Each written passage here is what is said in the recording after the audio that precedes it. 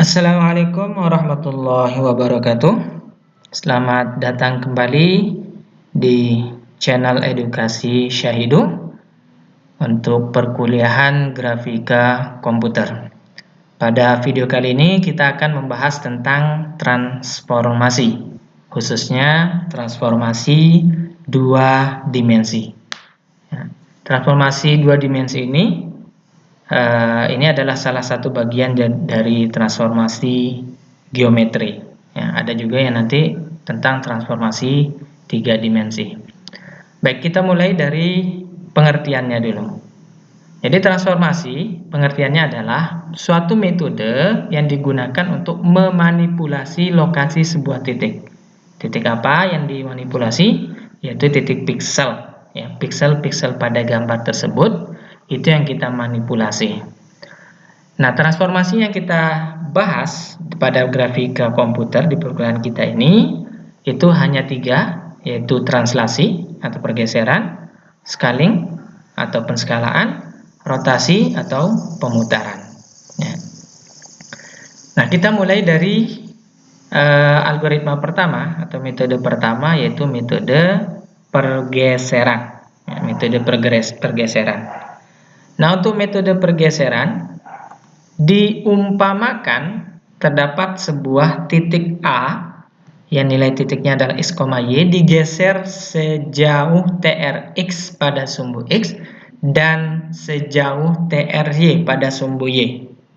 Nah, jadi trx itu adalah translasi ke arah sumbu x, try translasi terhadap searah sumbu y. Maka dapat dirumuskan rumusan umum. Ya, titik akhirnya kita nyatakan sebagai Q, X, Y, dan P ini adalah titik secara umumnya. Ini mewakili satu titik. Kalau misalkan ada 10 titik, ya 10 titik berarti yang akan kita operasikan. Maka P, X, Y itu ditambahkan dengan TR. Ya, sama dengan P, X. Ya, titik X miliknya P ditambahkan dengan titik X miliknya TR, titik Y miliknya P ditambahkan dengan titik Y miliknya TR. Jadi, ya, operasi matematika yang diimplementasikan pada metode transformasi pergeseran atau translasi itu hanya metode penjumlahan atau operasi penjumlahan. Ya, diingat ini. Kalau pergeseran itu adalah penjumlahan, gampang, ya, dijumlahkan x dengan x, y dengan y-nya. Nah, kalau misalnya ada 10 titik, ya 10 titik itu ditambahkan dengan translasi x dan translasi y-nya. Oke, kita masuk ke contoh. Misalkan diketahui, ya, titik A bernilai 2,4 digeser sejauh 4,2, maka lokasi akhirnya atau A aksen setelah digeser adalah berapa? Nah, jadi titik A memiliki poin awal 2,4, nanti digeser sejauh TR 4,2. Maka A aksen dari X, Y sama dengan A ditambahkan dengan TR. A 2,4 ditambahkan 4,2. X dengan X kita jumlahkan, Y dengan Y kita jumlahkan, maka diperoleh A aksennya sama dengan 6,6. Ya. Ini ilustrasinya dengan menggunakan grafis. Jadi titik awalnya A ada di X2, Y4. Maka setelah ditranslasikan sejauh 4,2, titik akhirnya adalah 6,6. 6,6. Ya. Ini dia tentang translasi. Kemudian yang kedua, ya, untuk penskalaan, ya, atau scaling. Nah, pada penskalaan diumpamakan, ya, sebuah titik juga, ya, tapi di sini ada batasannya. Ya, batasannya adalah untuk proses skala, penskalaan, dan juga nanti untuk proses rotasi, ya, khusus untuk dua metode ini asumsi titik pusatnya adalah 0,0. Ya, jadi asumsi titik pusatnya adalah 0,0. Maka jika terdapat sebuah titik ya, dengan lokasi aslinya x, y, kemudian dia digeser sejauh sx, ya, maaf, dia diskalakan sebesar sx, ya, berarti perbesaran ke arah sumbu x, dan diskalakan sebesar sy, berarti perbesaran ke arah sumbu y, maka rumus umum penskalaannya itu adalah Q x, y, Q adalah titik akhirnya, sama dengan A dikali S. Ya, A dikali S. Nah, kemudian A, ya, kita kalikan, kita definisikan dulu titik-titiknya x, y, kemudian kita kalikan dengan titik-titik S-nya x, y. Maka diperoleh seperti ini. Nah, jadi untuk operasi penskalaan ya, kita hanya mengimplementasikan operasi perkalian. Ya. Jadi diingat itu. Jangan sampai lupa. Ya. Untuk penskalaan operasinya adalah operasi perkalian. Tadi untuk translasi itu adalah operasi penjumlahan, sekarang operasi perkalian. Nah, kita masuk ke contoh. Nah, dimisalkan sebuah objek memiliki 3 titik. Titik A nilainya 1,1, titik B 3,1, dan titik C 2,2. Nah, kemudian objek ini diskalakan sebesar 2 ke arah X dan 3 ke arah Y. Maka lokasi titik hasil setelah penskalaannya adalah, langsung saja kita kalikan ya, setiap nilai X pada titik A, B, dan C kita kalikan dengan nilai X pada skala penskalaannya. Dan setiap nilai Y pada titik A, B, dan C kita kalikan dengan nilai Y pada skalanya. Sehingga diperoleh A aksen, B aksen, C aksennya seperti ini. Untuk aksen sama dengan 2,3, untuk B aksen sama dengan 6,3, dan C aksen sama dengan 4,6. Nah, jadi jika kita lihat di sini penskalaannya ya, ini adalah objek awalnya ABC, maka setelah diskalakan sebesar 2,3 seperti ini dia. Nah, jadi penskalaan ini kita perhatikan, selain dia membuat objek menjadi semakin besar, dia juga secara tidak langsung melakukan proses pergeseran. Ya, dia melakukan proses pergeseran. Nah, dan yang namanya penskalaan itu tidak hanya skalanya positif, ada juga skalanya negatif. Artinya untuk yang positif itu membesarkan objek, sementara kalau negatif tentunya lawannya yaitu mengecilkan objek. Tentunya kita hanya memanipulasi di titik-titik skalanya saja. Nah, ini dia tentang skala, penskalaan. Kemudian yang ketiga, yang terakhir, ini adalah transformasi rotasi atau pemutaran. Nah, untuk pemutaran di sini sama ya, diasumsikan pada titik pusat 0,0. Ya, diasumsikan pada titik pusat 0,0. Maka misalkan di sini terdapat titik x, y, ya, titik x, y, maka untuk memperoleh titik x aksen, y aksennya setelah dirotasikan, ini dia rumus yang kita gunakan. Untuk kita berangkat dari penentuan nilai cos theta, ya, cos theta besar ya. Kemudian cos theta besar itu sama dengan x per r. Nah, maka dari sini kita bisa turunkan untuk nilai x-nya itu sama dengan r dikali cos theta.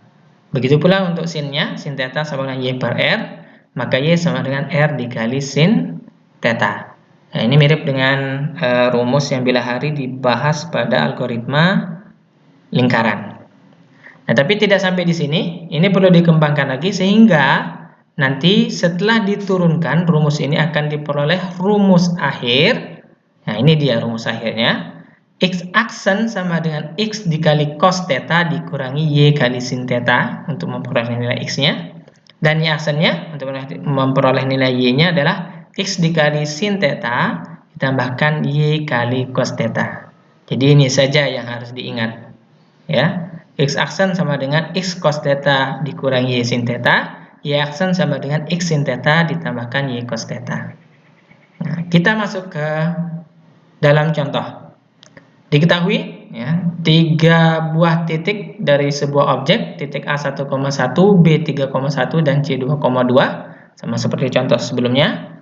Maka jika dirotasikan sebesar 90 derajat, seperti apakah titik-titik akhirnya?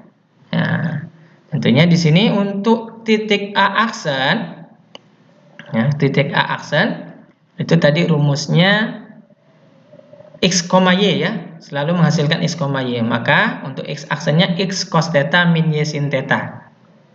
Nah, di sini X, ini nilai X cos theta dikurangi Y kali sin theta, koma.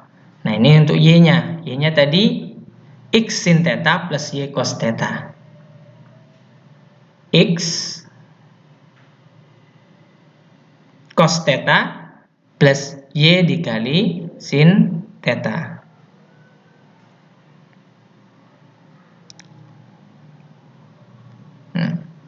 Jadi setelah ini dihitung, maka diperoleh titik akhir untuk A aksennya itu sama dengan min 1,1. Sementara untuk dengan rumus yang sama, B aksennya itu adalah min 1,3 dan untuk C aksennya adalah min 2,2. Sehingga dari titik awal 1,1, 3,1, 2,2, nah, kemudian ini dirotasikan sebesar 90 derajat, maka otomatis ini adalah titik akhirnya. Tidaknya min 1,1, kemudian min 1,3 dan min 2,2. Ya. Oke. Sekarang kita masuk ke proses penskalaan atau rotasi pada titik sembarang. Kalau tadi untuk skala dan rotasinya itu pada titik pusat 0,0. Nah, bagaimana jika titiknya sembarang? Ya, bagaimana jika titiknya sembarang? Maka tahapan untuk melakukan rotasi atau penskalaan dengan sembarang titik pusat ini ada 3. Ya, ada 3 dan ini harus dilakukan berurutan. Pertama, kita harus melakukan pergeseran dulu sejauh min XR, min YR. Harus selalu minus nilainya di sini. Ya, diminuskan. Ya, diminuskan. Kemudian setelah dilakukan pergeseran, maka kita lakukan rotasi atau penskalaan tergantung dari yang diminta. Apakah dia meminta proses rotasi atau proses penskalaan atau kedua-duanya? Ya, bisa jadi. Nah, setelah dilakukan rotasi dan penskalaan, digeser kembali untuk dikembalikan kembali ke posisi semulanya sejauh XR, YR. Ya, sejauh XR, YR. Jadi ada 3 proses dan ini harus berurutan. Nah, jika dalam gambar, dalam bentuk visual seperti ini. Ini adalah titik sembarang, bukan di titik pusat. Kalau di titik pusat berarti di sini ya objeknya. Berarti ini adalah titik sembarangnya, titik pusat sembarang. Nah, karena pertama kita geser sejauh minus T, maka otomatis garis ini dibuat berada pada titik sembarang ini. Ya, sejauh minus X dan minus Y tadi digeser. Nah, kemudian dilakukan proses rotasi atau penskalaan atau kedua-duanya bisa jadi, kemudian baru ditranslasikan balik sejauh X plus Y, positif X dan Y. Nah, jadi seperti itu. Ini jika kita melakukan transformasi pada titik pusat sembarang. Contoh di sini, misalkan titik A, B, C seperti contoh 2 contoh sebelumnya, diskalakan sebesar 3,3. Jadi dia akan diskalakan. Tapi titik pusatnya adalah 2,2, bukan di 0,0. Maka, ya, proses pertama adalah kita harus geser dulu sejauh minus 2, minus 2. Ya, pergeseran sebesar minus 2, minus 2.